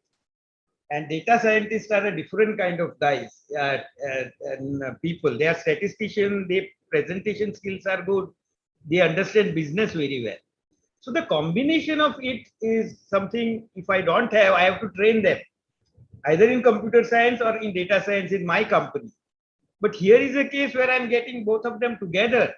So why should I waste my time in training them? So I explain it from various facets: demand side, job side, and and salaries and vacancies. There can't be a better choice than this. And by the way, let me give you a practical example. I'm involved in, I'm a chairman of an institute called Goa Institute of Management. And we started a discipline called in data analytics for MBA. And I tell you, the kind of job they are getting, I'm kind of didn't anticipate it. So I'm talking of very practical experience that I have. So thanks for that. I hope perfect. Thank you so much. I see that Mr. Ramani has raised his hand on Zoom, but all there is saying, I hope you have the message loud and clear. There are numbers to prove it. There are industry growth statistics to prove it. There are employers ready to book children graduating 4 years from now for jobs. So Mr. Ramani, please, you've had some thoughts. Can I just ask you to unmute, please? You are on silent, Ramani. Sir, you're muted. We can't hear you. Yeah, thank you, Yashaswini. I want to quote Hindu's own source. Hindu's news report dated August 12th, I think in page 12 or 14, as a leading article on shortages data scientists in India. And it quotes various other industries. The numbers are slightly higher than what my friend Ashank has even said. According to Team Leads, as you know, one of the leading employment companies in the country, currently there are 1 lakh jobs for which their data science engineers are not available in the country. That means that 1 lakh vacancies exist today. And according to the report, is growing at 60% for each year. So just imagine 4 years from now, when these graduates come out, what the demand supply equation will be, especially when you're a combination of computing and data science. That I think, as Ashank has said, very simple. The demand has already started. Ashank, thank you for your offer as a board member at Sai University and being a leading IT company. We offer you day 1 of Sai University placement. Is that okay? Or day 0, as they call it in IITs. We call you day 0 placement. And another thing is that our own HR team says, recent studies have shown that companies like IBM and Google are paying 120% more, not 20%, 120% more salaries for data scientists compared to traditional computer science engineers. So if you have a combination of computer science and data science, you can just imagine your potential in terms of job. You have offers on hand right now before you got started in the course. You know the demand which is existing. You know the growth in demand. You know the compensation package you'll get. That's it. I think we should have a conversation from with the students 4 years from now to say where they are. I'm sure that they will get placed in 2nd year, not even 3rd year. Thank you. Perfect. Let me add something. See, the brightest of bright guys are going to join this discipline as such. And if there's an admission test, I'm sure my friends Kriti and Mr. Sadgopan will pass that test. I am unlikely to get admission in school. So that's the level of competition it is going to be to get into. So. Perfect. Last couple of minutes before we open out for audience questions, Professor Sadagopan, from a research perspective, what are the fears that you'd like to ask Waj today? Okay, so I will probably add to what Shank and others have said. Okay, let me put it. I think let the parents not be worried. And in fact, for this batch, what is going to happen is that instead of the students getting selected, so I think it will become a swayamvar. The companies will have to come dressed up and they'll be picked up by the students. Okay, number 1. Number 2, on a larger level, see, this is an area which is growing all over. Okay, and it is not something that is going to disappear in 5 years or 10 years. So at least for the next 15, 20 years, it is going to be there. So that is another reason why the parents need not be worried. But I think caution. Caution is that the chances are that many of them will be employed by companies which do not exist today. Okay, let them only not think of companies, with due respect, Mastech is a great company, my admired company. But my feeling is that by 4 years from now, there will be companies which will actually kind of take away students, who students will prefer those companies in preference to Mastech, because that is the nature of this beast, right? So, last but not the least, why are they looking for jobs? They will actually create companies and give jobs to others. Okay, I think that is the kind of aspiration I want the students of Sai University to look at. Okay, so no worry about jobs. There are plenty of jobs. You can, and you are likely to see new generation of jobs, and they could actually create jobs. But the underlying part is going to be, they should never lose the opportunity. I think every day, every minute, every second of their time in Sai University, they should be adding value to yourself. No time to waste.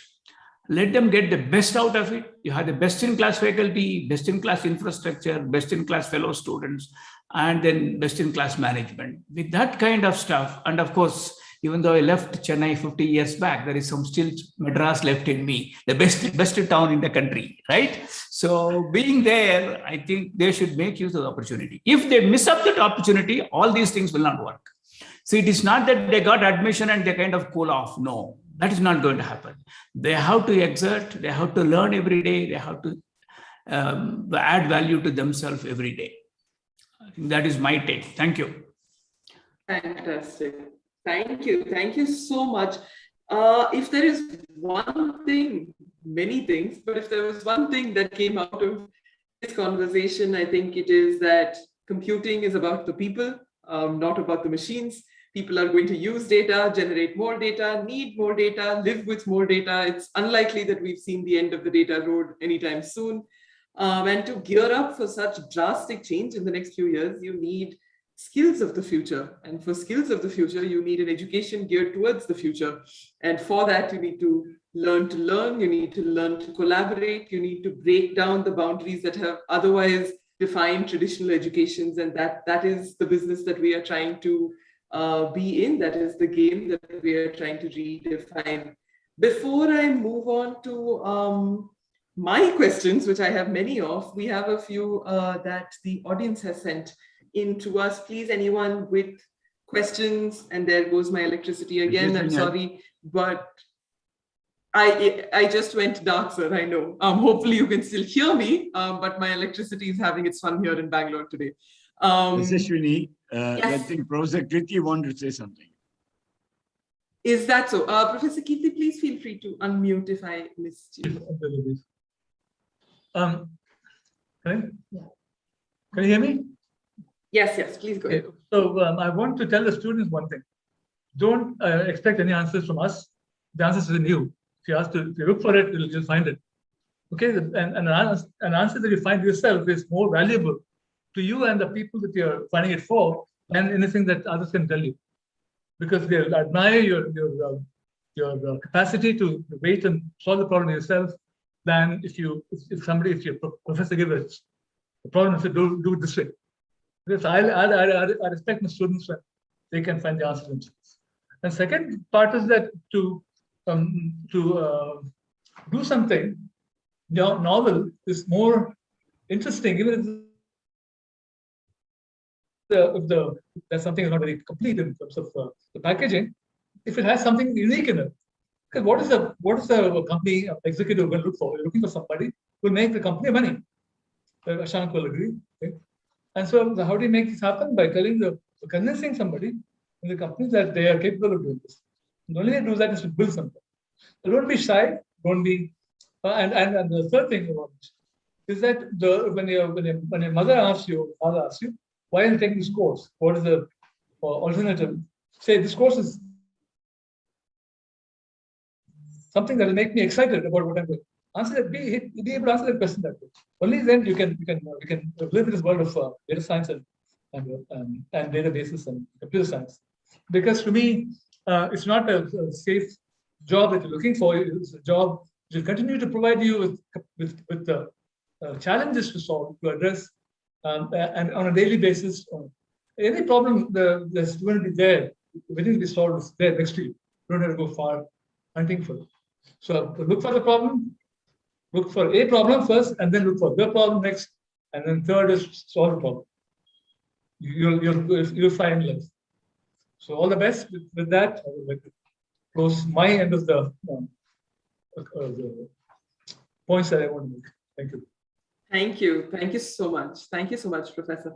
I'd like to invite Mr. Ramani or Professor Jamshed to have a quick clarificatory question that has been coming in multiple times over about eligibility criteria for applications. Who can apply, for what courses, how much do they need to study, how many marks should they get, all of the. Well, let me take that where anybody can apply. And we have a holistic admissions process. So go to the website, fill out the application, upload your high school board scores, and then you'll hear from the admissions department about next steps.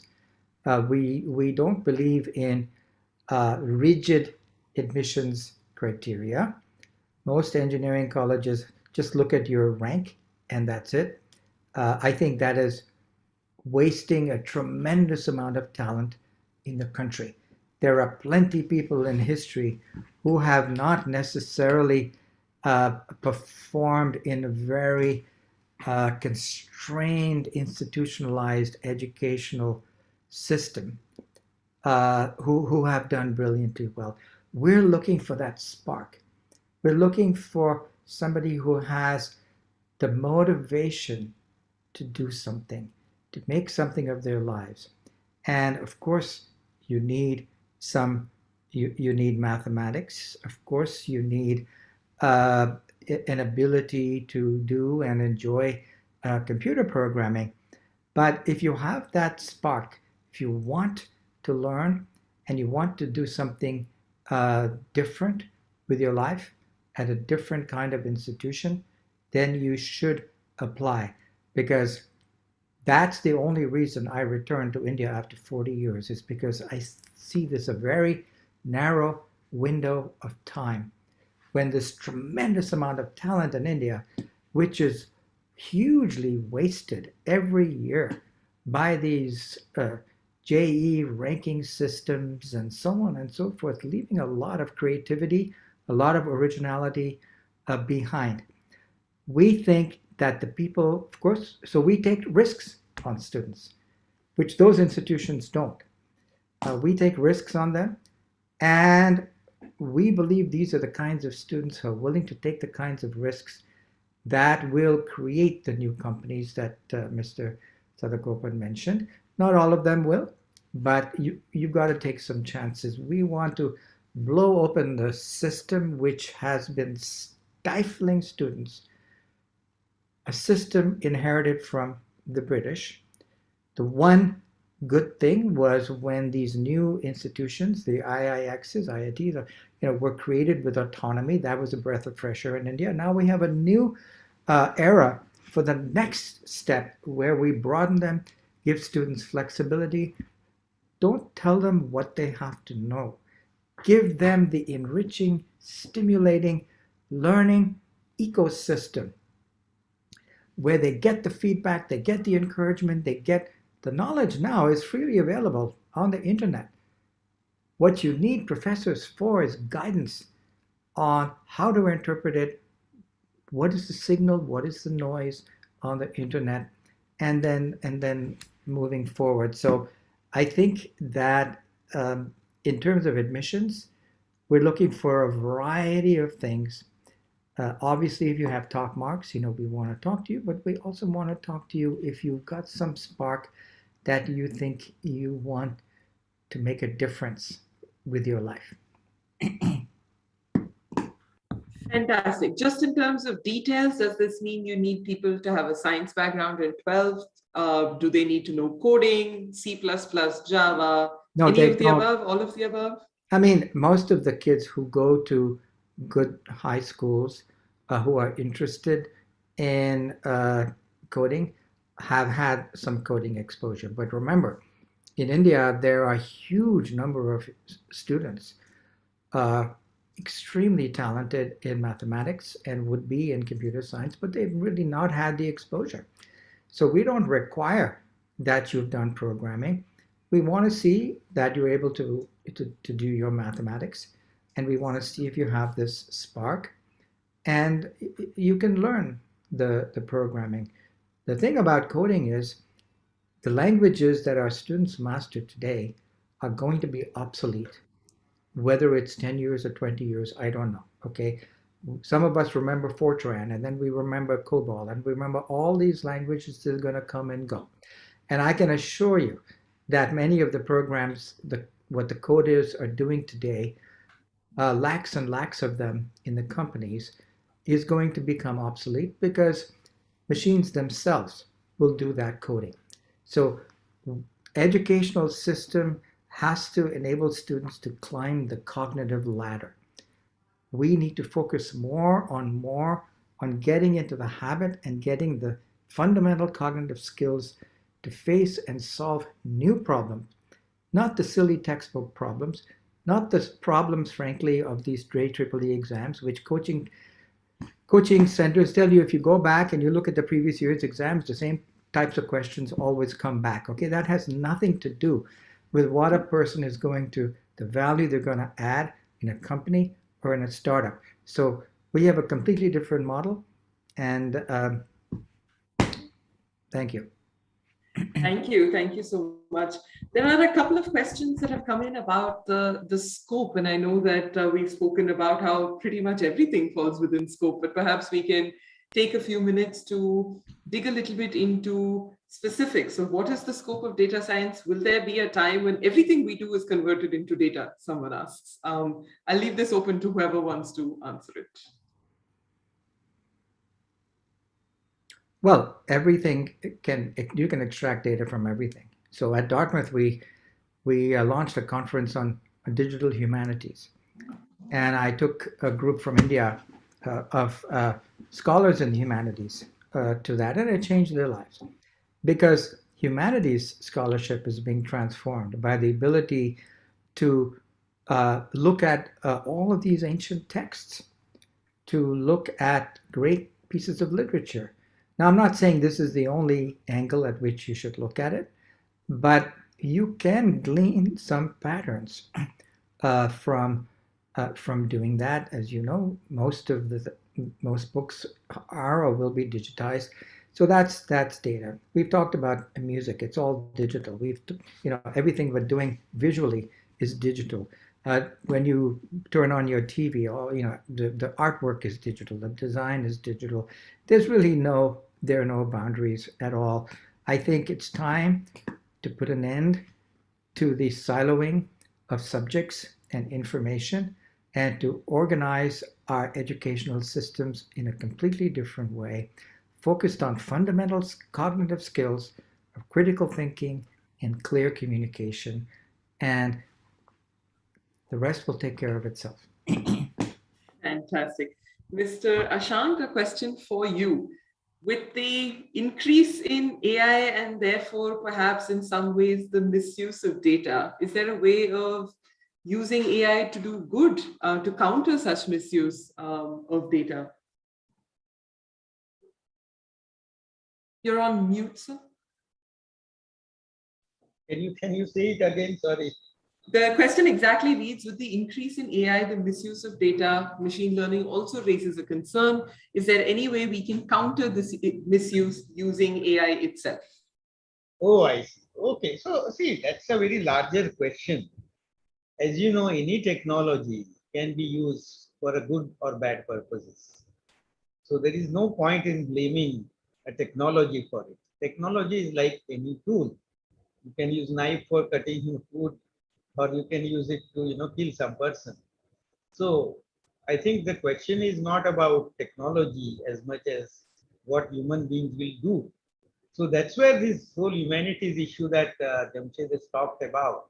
We need computer scientists who are not just technologists.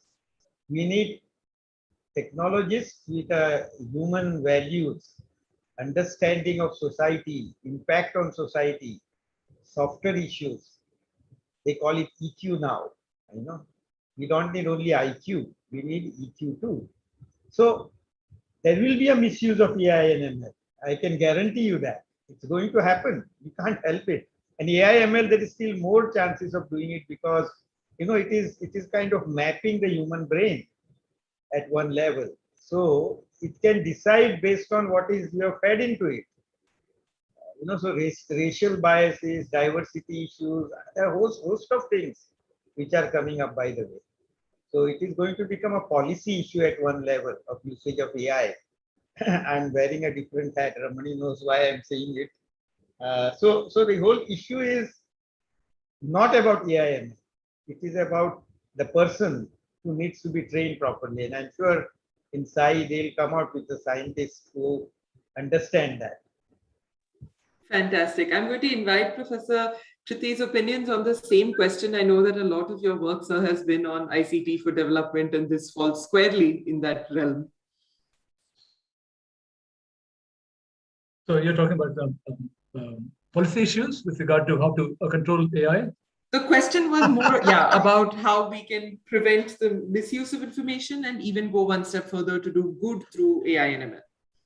Yeah, as Ashank said, there's nothing like, I think it's going to be pure, right? Life is changing continuously. That means that anything that's used for X will be used for not X, and people have to be very careful. And this is all we can say. I don't think, just like anything that's produced gets adulterated in one day, anything that's produced in terms of data will get blackened or used for wrong purposes on day 2. So we have to be careful. Unfortunately, the kind of acumen we need to be able to do this detection and correction of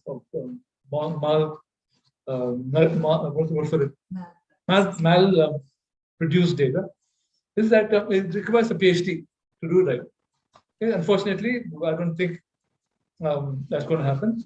So how do we do this is a hard question, and I think we have some solutions, but not sufficient. But I think there will be some problems which we have to solve at the end of the day. And I'm hoping that somebody will rise to the occasion and start following that. Right. Before I leave the floor, I want to congratulate somebody who's with us, and I'm very happy to be here for to talk about Ashank Desai Center that's being started in IIT Bombay tomorrow. Ashank, are you there? I can't see you. Can you? Is it there? He shows us there, sir, but his video is switched off. So you can pass on your congratulations to him. This is the Center for Policy Studies that is starting tomorrow, and it's been long coming, 6 months in the making, and it's going to be doing some great work because what we lack in India is a policy. For example, how do you know that something has a malware in it and you have to control it? To even open it up, there might be some laws which say that somebody else produced that piece of software, you can't touch it. So how do you do this? Perhaps Saragopan can throw some light on this issue. But I think this is a hard issue, both politically as well as in terms of technology required to address it. Absolutely. Yes, sir. Absolutely. I see Mr. Ramani has his hand up as well, so I will hand it over to Mr. Ramani. No, Yashaswini, thank you. I just wanted to make a very simple point about technology and its use and misuse. I entirely agree with Ashank. The key is very simple. The technology is not the one to be blamed. For example, you can use a drone to deliver a pizza. You can use a drone to deliver life-saving medicines. You can use a drone to drop a weapon. Would you blame a drone technology for that, or would you blame the user? As simple as that. So any of the technologies, whatever we are talking about, is only as good as the user. And that is where Professor Kriti's point is that there should be policies and laws around use of these technologies in the rightful way to make sure it's for the benefit of society and not for, destroying society. Thank you. And at Sai University, we will also provide students with an ethical lens, because we want our students, whether they're in computing and data science or they're in humanities, social sciences, physics, or whatever it is, when they go out into the world, they will, in their 3 or 4 years at Sai University, become responsible citizens who see that in addition to fulfilling their personal life's ambitions, they see themselves as having a responsibility in society to lead and to make the entire society a better place. That ethical lens is missing from most higher education, which has become so compartmentalized into subjects. And therein lies the strength of interdisciplinary learning, I would imagine, that you can be in a classroom and learn data science, but also learn ethics and learn history and philosophy and everything else that would feed into how you approach technology and how you use it. We have a last couple of minutes, so I'm going to propose a rapid fire round. We've spoken a lot about knowledge and classes and subjects and skills. Why don't we take the last few minutes to talk about attitudes? if I could ask us to all go around and just talk about what are the top 3 attitudes that you think will be crucial to gearing up for this unheard of, unplanned future. Perhaps we can start with Professor Saragopal. Because it is a fire question, so I will make it real fast answer. Okay. Constantly learning to learn, constantly learning to unlearn, and ensuring that learning does not lead to arrogance. That's my take.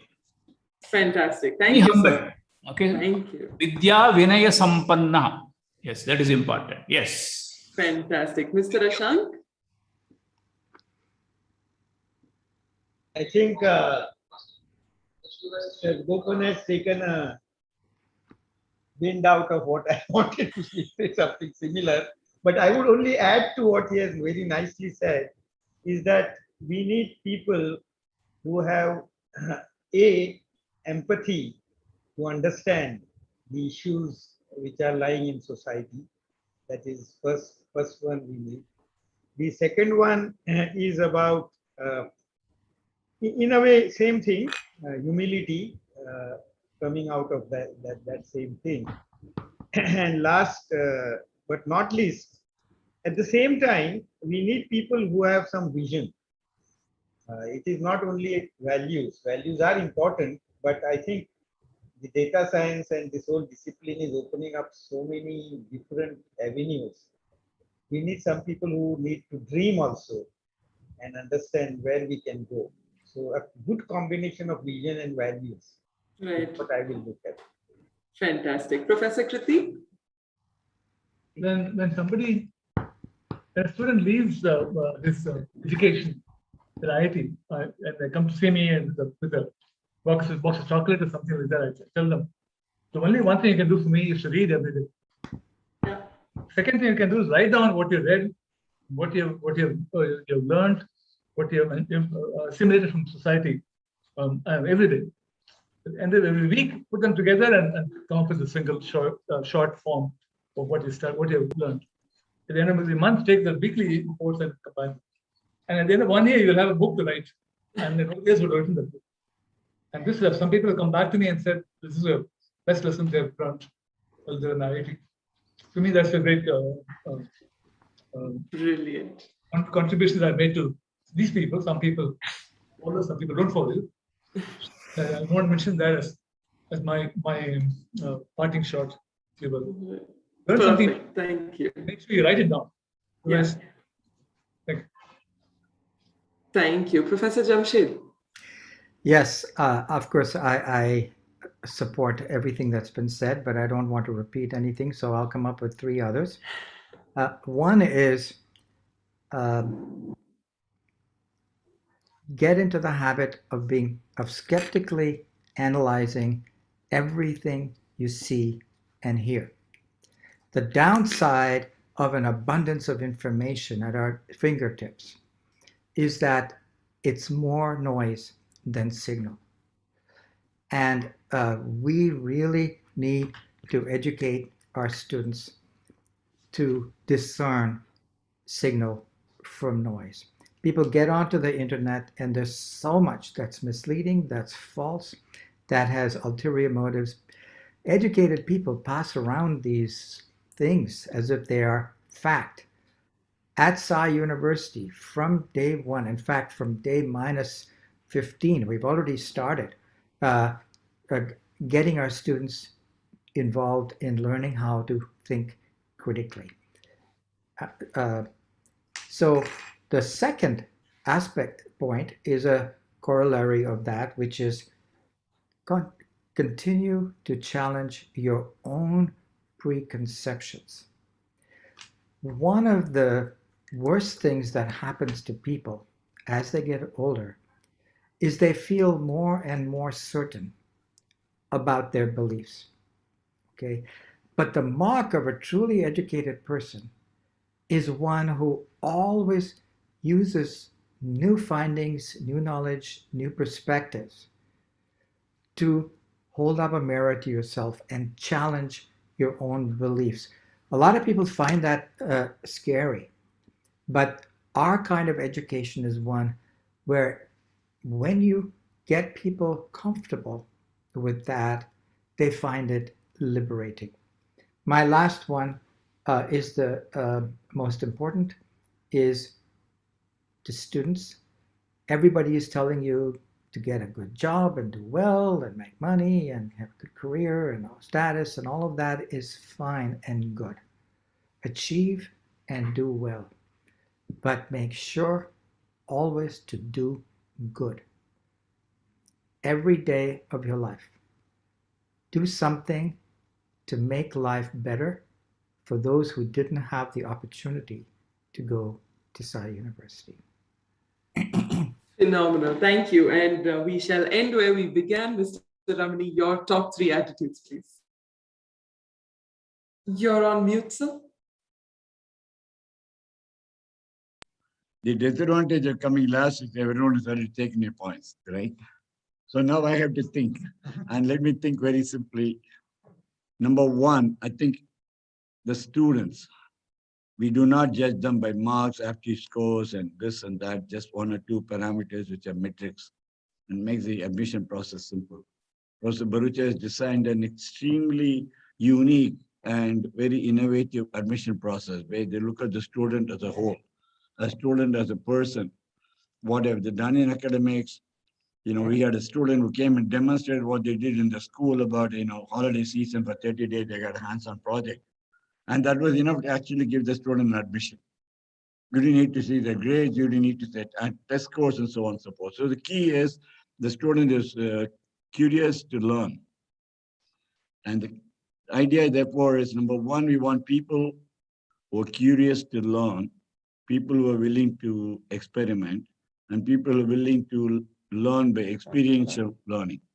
Do things with their own hand, try and learn. So the fundamental point is be curious and be open to learning. Second point is be open to new ideas, be innovative, be able to try. Failure of one idea is not the failure of your career or your life. There's the first step towards your success. So be innovative, be creative, try out different things. The last, but most important, because this addresses not only students, but also the parents, to say, don't always look for a job. Since Ashank has already given a day 0 job offers to almost the students here.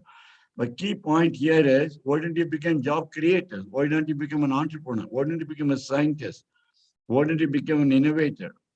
You should chart a path of not just being, okay, now I've done a 4-year program, what will be my C2C, what's your placement record? I mean, that is not the way an institute should be, I think, judged. An institute should be judged based on what the knowledge the student is gaining.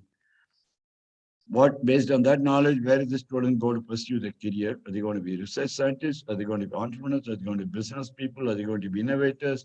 Or are they going to take up a job? Whichever way the student wants, that's their choice. The future of next 10 years is not known to us today. So our challenge is to prepare the students for the future. And they need to be open, creative, and innovative to make sure that they are ready for the future. That's it. Thank you. Thank you so much. And thank you to everyone who's joined us. We've had a captivating 2 hours. I didn't notice the time fly. I think there's been a lot of conversation about jobs of the future, what the future looks like, what the future doesn't look like, what we don't know about the future, and how to prepare for this world of uncertainty. So just to summarize parting notes from our speakers today: read, write, question, innovate, dream. Be critical, be curious, but above all, be good. Thank you all very, very much for joining us here today. We hope many of you find yourselves at Sai University and have the education that the future needs. Thank you, Yashaswini. Thank you also for the entire Hindu team which made this possible. Tiagu and Sridharan and Aravindan and Rasha and the rest of the team at Hindu. I know they all worked very hard to put together the seminar. We've enjoyed participating in it. I'm sure the viewers also have found some value in whatever we had to say.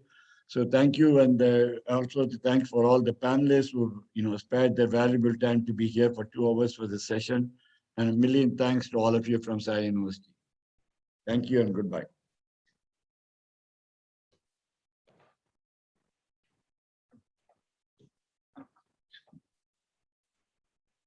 Wait. You're in